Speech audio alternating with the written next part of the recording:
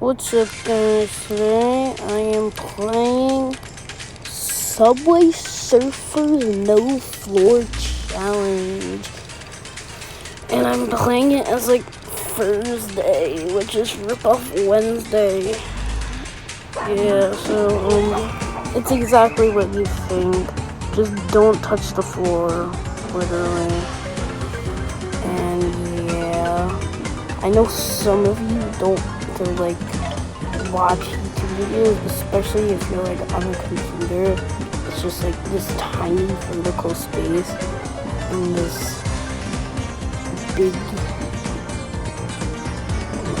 screen, which I get, but you're gonna have to deal with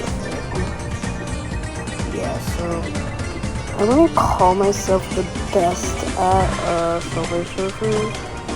I'd say I'm like in the middle. Like I'm not like the best, but I'm not bad.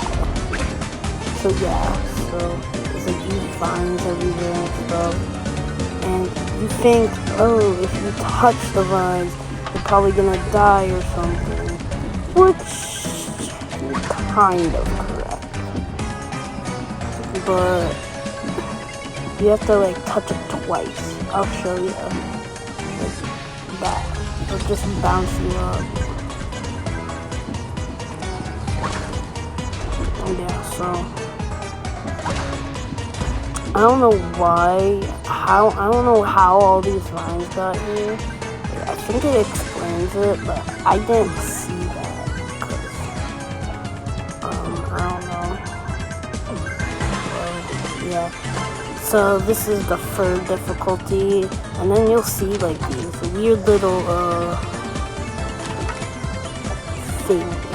I don't know what they call it.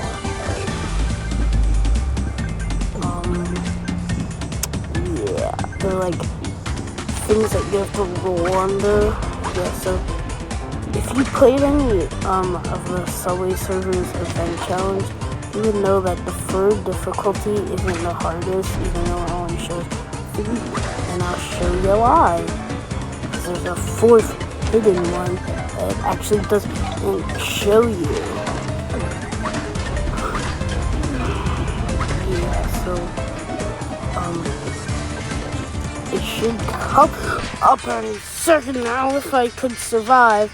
But yeah, that's as far as I could get in the No Floor Challenge. And yeah. Alright guys, that's it. See you again in another video. Bye.